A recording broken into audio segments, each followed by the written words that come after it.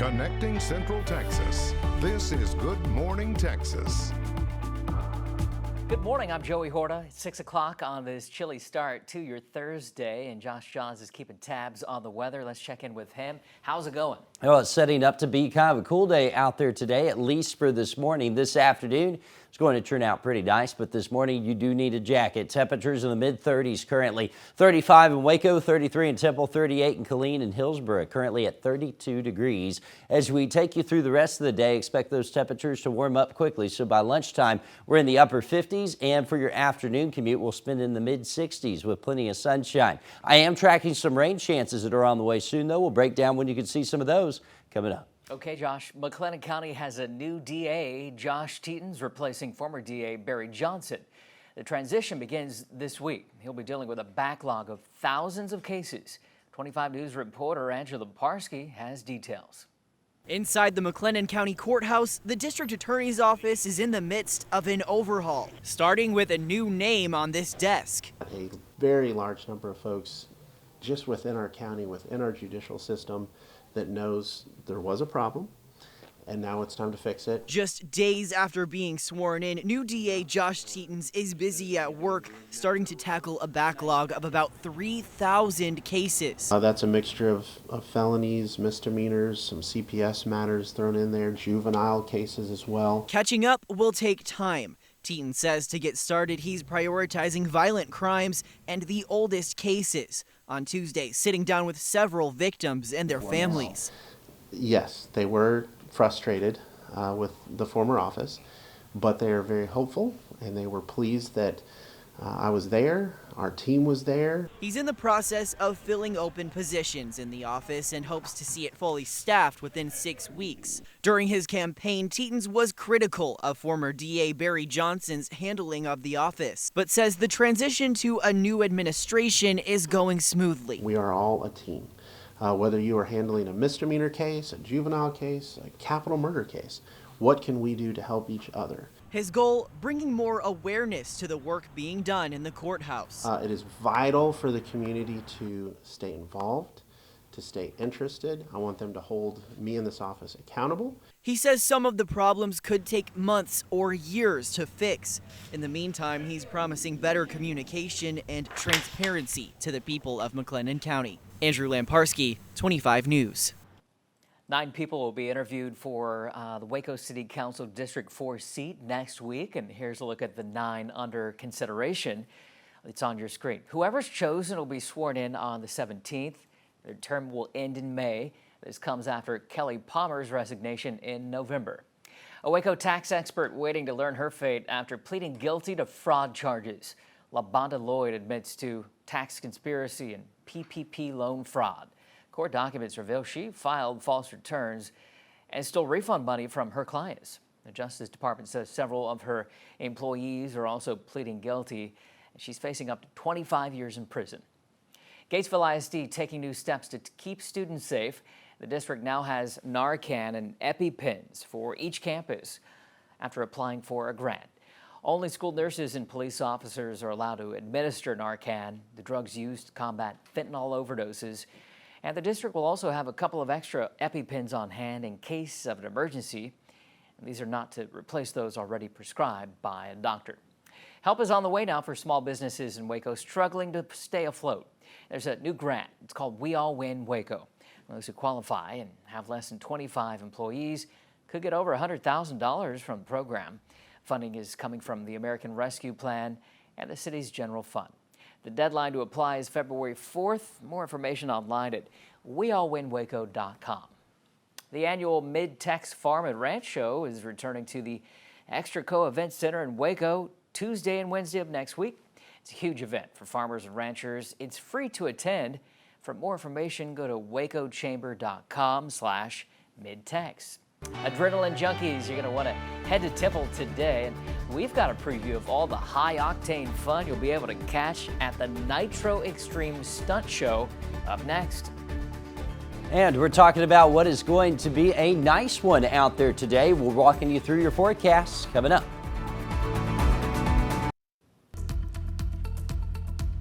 All right, Bundle up if you're heading outside to walk the dog, feed the horse, whatever it is that you have to do early this morning. It's chilly out there. It's like you're broadcasting to my dad. Yeah, or my dad. Yeah, there you go. Both our dads probably feeding their horses right now. Yeah.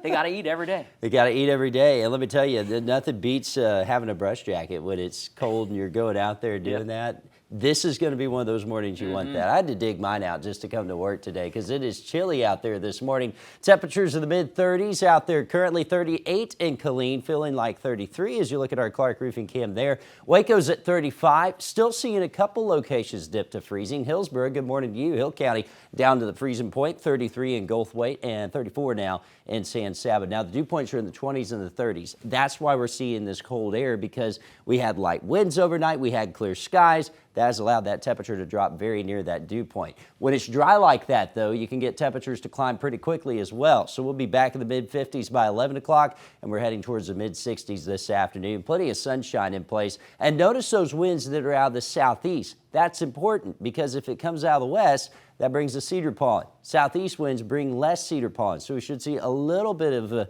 better setup for allergy sufferers today. Still, it's been blowing in for a while, so it's still hanging around until we can get some consistent south winds. That comes in on Friday, and hopefully that will help things. Now, that all comes in ahead of our next cold front. Next cold front starts to swing in on Saturday. We'll have some showers out ahead of it. Models are trying to make this mainly over the eastern half of central Texas. Hopefully we can scoot this rain back to the west. That'll dampen the cedar pollen so it can't blow around as much when that cold front swings through. Expect that to pick up again Saturday into Sunday, though. Most of this rain stays east of us still. We'll get a 20 to 30% chance, which is good. We need the rain. Hopefully we can add to that. 72 for tomorrow, 69 on Saturday, 61 on Sunday. A little bit of a dip in those temperatures. We're back in the mid-60s for much of next week, though. Thank you, Josh. Fans of high-octane stunts, buckle up. Nitro Extreme's coming to Temple, and you can catch all the action starting today. 25 News reporter Nakia Simon live at the Temple Mall with a look ahead at all the excitement there. Good morning, Nakia. Good morning, Joey. That's correct. We're in front of the entrance at the Nitro Extreme Motor Stunt Show. Joining us this morning is host and show manager Chelsea Nugent. Good morning. Good morning. How are you doing? So this is the first time you all are in Temple. Just tell us a little bit about why this location and what do you have for us later this evening? So Nitro Extreme is a full 2-hour thrilling motorcycle stunt show. We have 3 of the actual stunt drivers from Fast and Furious 7, 8, and the new number 10. They just wrapped up filming that before coming on tour with us. We have motorcycle stunts. We have Mustangs that go on their side up on 2 wheels. We have the Globe of Death. An absolutely incredible show. And you are opening today. Where can people buy tickets or get more information if they want to stop by? It begins around 7 o'clock, correct? Yes, today is our opening day here in Temple, Texas. Our show is at 7:30 tonight. We will open our doors at 6:30, and you can buy tickets at www.nitroextreme.com, or we have our ticket office open every day at 10 a.m. So you're not only the host, but you're the show manager, meaning that all of the nicks and bolts, you have to make sure everything's screwed tight and all the logistics are being taken care of. Just tell me a little bit about your day-to-day activities. Yeah, so my management position here is like production director. So choreography, costumes, music, timing, and I actually do a little bit of motorcycle stunts in the show myself as well. Wow, wow, wow. Just once again, can you just tell us the website and where can people find more information? Yeah, absolutely. So you can go to www.nitroextreme.com, or you can visit us on Facebook or Instagram. It's Nitro Extreme. Or you can come out here on site. We're right in front of Planet Fitness, and buy tickets there. Thank you so much, Chelsea. All right, Joey, this is not it. Happening in our half hour, we're going to head inside. We have a sneak peek of a motorcycle show for you all. And it's just going to be a good time right here at Temple Mall. Back to you. Hey, sounds like fun, Nakia. Thanks. We'll see you soon. And just ahead here, more setbacks in the House. The latest on the legislative limbo as Republicans struggle to pick up a House Speaker. It is 6:12. This is Good Morning Texas.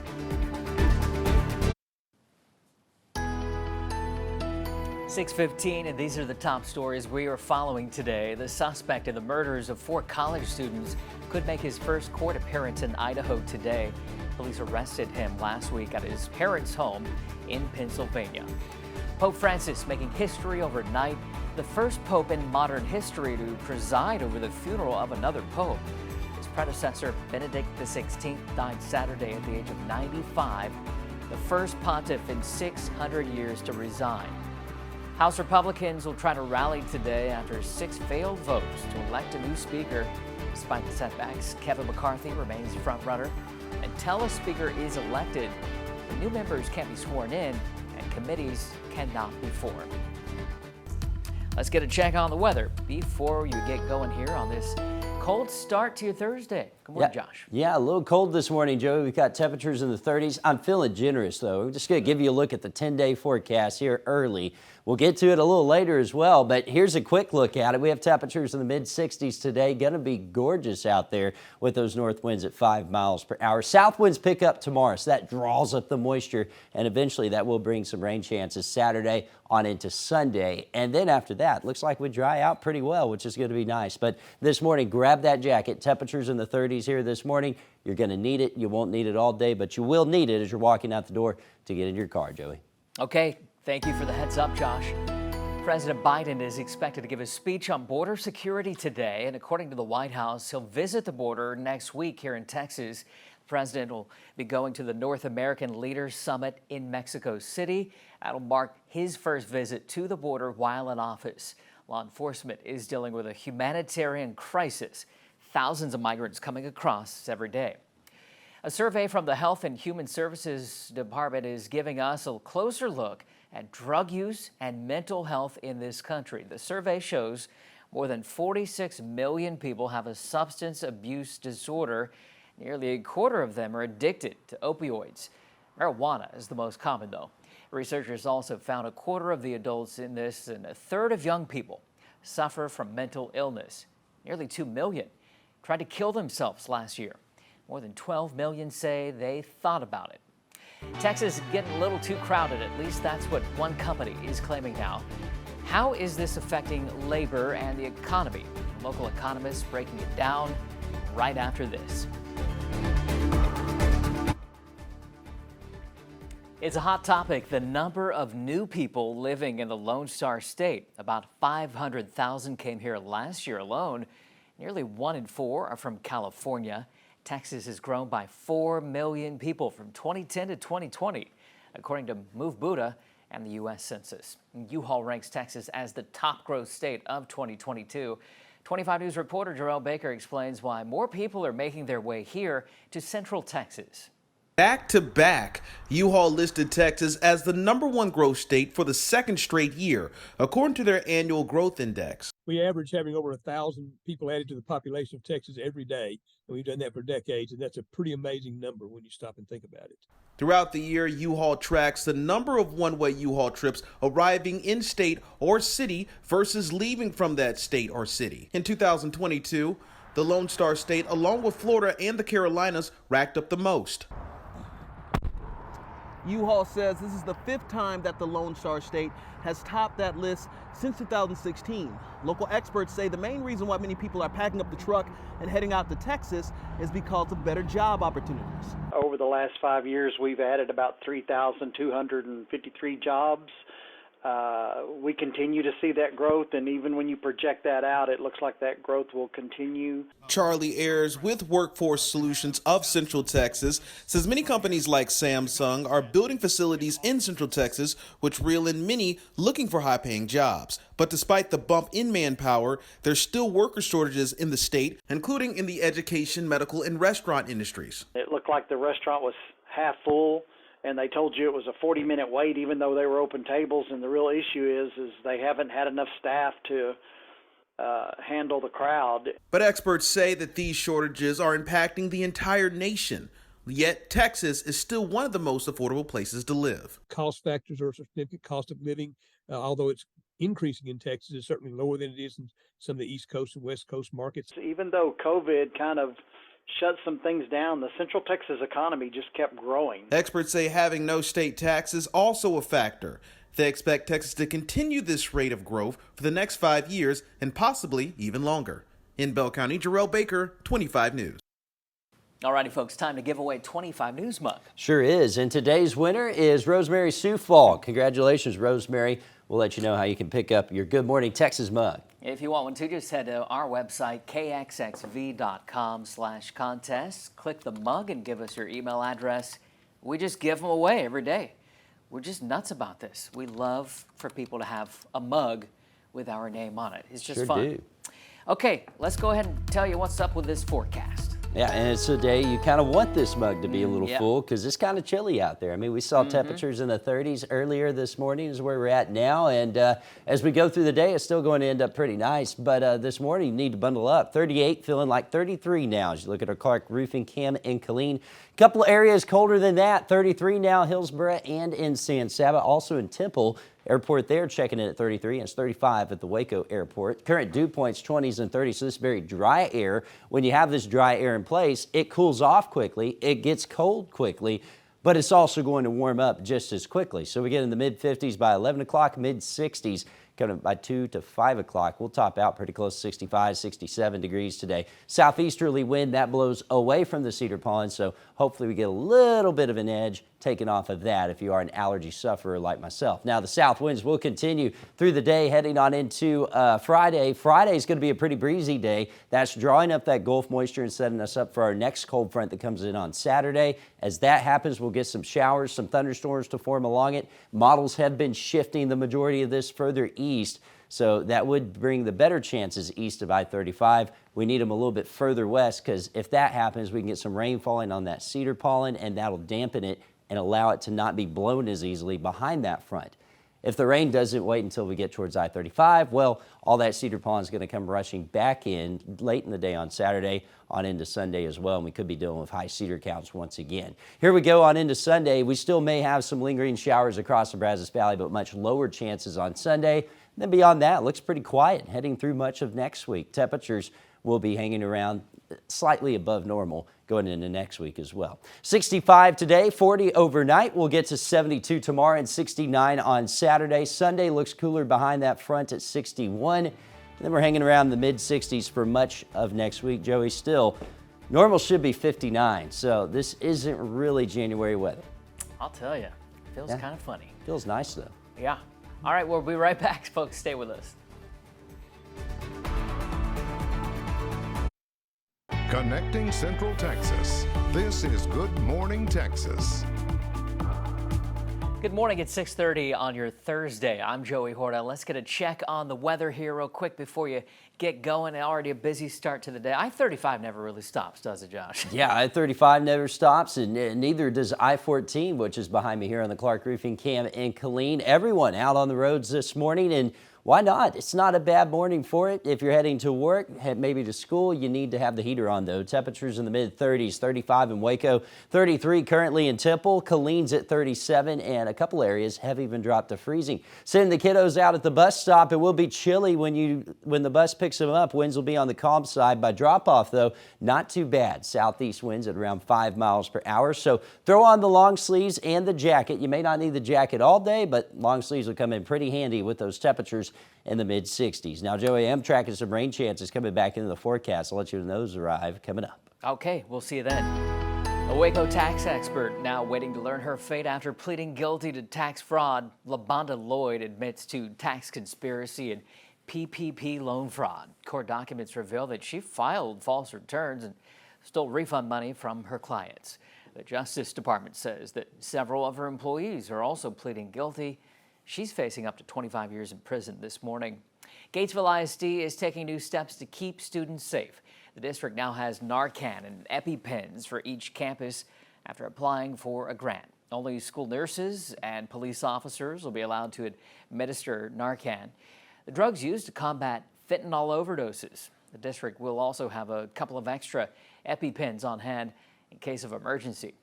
These are not to replace those already prescribed by a doctor. Help is on the way for some small businesses in Waco that are struggling to stay afloat. And there is a new grant. It's called We All Win Waco. And those who qualify and have less than 25 employees could get over $100,000 from this program. Funding comes from the American Rescue Plan and the city's general fund. The deadline to apply is February 4th. For more information, just go to weallwinwaco.com. Fans of high-octane stunts, buckle up because Nitro Extreme's coming to Temple, and you can catch all the action starting today. 25 News reporter Nakia Simon is live from the Temple Mall with a look ahead at all the fun. Good morning, Nakia. Good morning, Joey. That's correct. Behind me is where all of the action will be taking place beginning tonight at 7 o'clock for the Nitro Extreme Motor Stunt Show. Joining me once again this morning is Chelsea Nugent, host and show manager. Good morning. Good morning. One of your cyclists is ready to go, but before he starts showing us his tricks and stunts, just tell me a little bit about the men and the women who come across the country to perform for Temple City today. Yeah, so here at Nitro Extreme, we have some of the best stunt drivers from around the globe, coming all the way from Italy, Roma, from Peru, and from Poland, our motorcycle rider that you're about to see here in just a moment. Perfect. So we're just going to step to the side, and he's going to show us a jam-packed show. Let's go. Absolutely. Let's see it.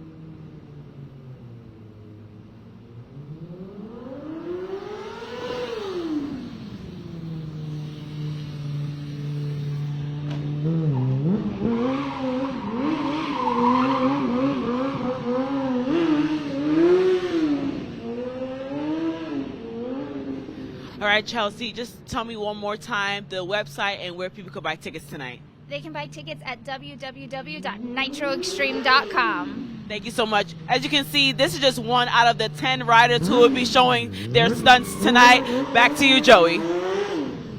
Hey, that guy's good. Nakia, thanks for that. It looks like a lot of fun. Our apologies to the neighbors near the Temple Mall. They probably got woken up a little early this morning. All right.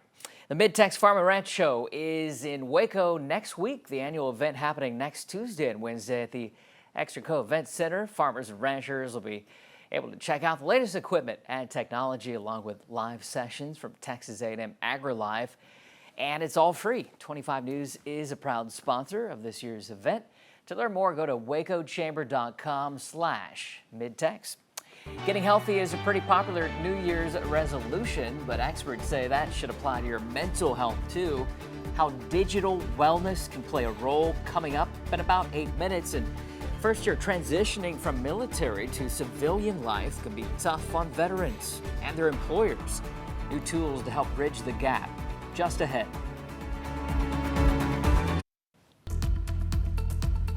We are back at 6:37. That motorcycle stuff was fun. Sure was. Yeah. I wanted to see him hop the ramp, though. Yeah, you're going to have to pay to go see that at the show. I'm sure. Later on tonight, but a good time. Glad that they were able to get with us this morning. Oh, and, you know, you might want to turn on the heater. Yeah, you might want to turn on the heater here as we go through the morning, that's for sure. Or if you're heading out there tonight, it is going to be a little chilly this morning. We're waking up to temperatures very near freezing in many locations. 38 now in Killeen, but it feels like 33 when you factor in a little bit of a light northeasterly wind, and you can see things are moving smoothly along I-14 this morning. 35 in Waco, 33 in Temple. There are a few locations that have briefly dropped to freezing. Hillsboro was there earlier, so was Goldthwaite and San Saba. It's because of the drop dry air that's in place. Dew points in the 20s and the 30s. And when you get the clear sky nights combined with that dry air and light winds, that can lead to a pretty chilly morning. It also means that temperatures pick up pretty quickly, though, as well. 55 by 11 o'clock today. We'll be back in the mid to upper 60s this afternoon, and we'll have the wind shifting around the southeast a little bit. That will alleviate some of the cedar concerns, but it's been blowing in so much lately that it's still going to be in the air. So if you're someone that suffers from that, know that you'll still be dealing with that today despite that wind shift. Here we go into the afternoon tomorrow. Notice the cloud cover is increasing. Those winds are going to be breezy, 15 to 25 miles per hour tomorrow. That'll bring in a lot of moisture to work with our next cold front that comes in during the day on Saturday. Behind that, we'll have northwesterly winds blowing, so hopefully we can get rain to start west of 35. If that happens, it'll dampen that cedar pollen, kind of keep it from blowing around as much in the afternoon. But if the rain waits until the I-35 corridor, then that means all that cedar pollen is going to blow in behind this front as well. There's a small chance of rain Saturday and even smaller chance on Sunday, and then we start to dry out for much of next week. So hopefully we can get a little bit of rain. We still need it. That ground is getting pretty crispy. 30% chance of rain Saturday, 20% Sunday. Looks like temperatures will hang around the mid to upper 60s next week. Josh, thanks. Making the move from the military to civilian life can be a challenge for veterans, and it can also be hard for the companies that hire them. A military resume can be confusing, but one veteran is trying to change the game. Craig McGee explains.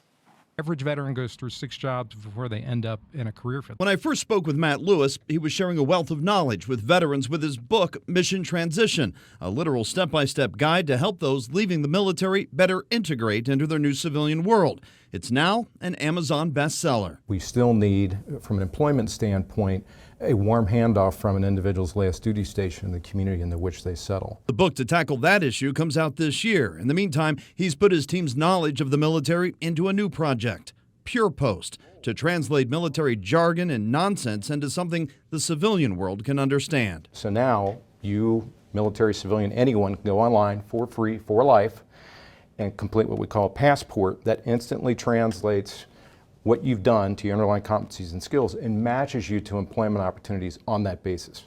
No one in the market can do that today. The end result is meant to show how many skills veterans have within their military service. Fact of the matter is, and a stereotype out there is that everyone's a trigger puller.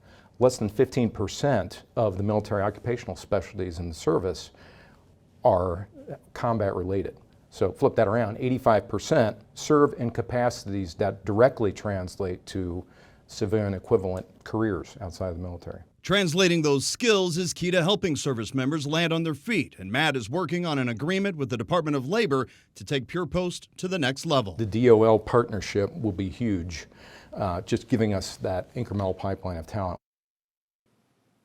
A new report shows more than a quarter of service members are experiencing food insecurity. Nearly 26% don't know where their next meal will come from, and more than half are active duty. The report is based on a Pentagon report from 2016 and 2018. The author says the causes of insecurity are not clear. Harker Heights helping people put food on the table now. There's a food drive underway. This is for the Killeen ISD Homeless Awareness Response Program, and they need non-perishable food like canned goods, dry pasta, and peanut butter. You can drop your donations off at the Harker Heights Activity Center or the Rec Center. Thousands of mourners crowding into St. Peter's Basilica overnight to say goodbye to former Pope Benedict. In 7 minutes, we'll have the latest on the emotional ceremony from Vatican City. 6:42 now. This is Good Morning Texas.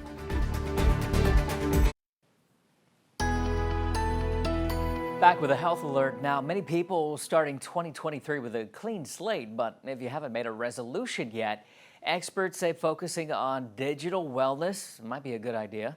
Josh Berry explains. Whether lifting it or losing it, many targets are set on weight this time of year. Diet plans and gym memberships are flying off the shelves. New Year's resolutions, though, can be wide-ranging. Sir, what's your New Year's resolution? I'm resolute in not having resolutions. I polled the most joyous of rooms, my own newsroom. All right, Sam, you're first. What's your New Year's resolution? I want to go to 10 or maybe a dozen new Grand Rapids restaurants this year. What's your New Year's resolution? Come up with a New Year's resolution? To use less social media. To try and be nicer to my employees, except for Josh Berry. Getting back to a habit I used to have of planning everything out and writing it all down. Spend less. To save a lot of money and pay off my credit card debt. To get a house. At home, I want to clean cupboards and all of my closets. But it likely doesn't matter. Studies show 80% of New Year's resolutions fail. So what can you do when the weight of the year seems so heavy? Experts suggest starting small. We need to take little baby steps in any habit, whether they be digital, mental, physical, emotional, spiritual. Mark Ostash is an author on digital wellness and human connection. I think part of it's understanding the psychology of habits and hoping that we can realize that it's the tiny shifts that make a bigger difference than the more drastic, cold turkey shifts. Mark suggests one of the easiest changes that could have the biggest impact on your well-being is ending what he calls doom scrolling in your sacred space. I would suggest that you start your day and end your day without your phone. And that could be 15 minutes or 5 minutes. Which can set the tone for the rest of the day. If you think of your brain as a sponge, whatever you're dipping your mind into in the mornings is what you're going to wring out for the rest of the mornings, in your conversations, in your tone, and in your intention. And taking it one day at a time can set the tone for the rest of the year. Just ahead this morning, President Biden turning his attention to the border, what he's expected to do today. And I'm tracking a nice afternoon here across Central Texas. We'll break down your forecast coming up.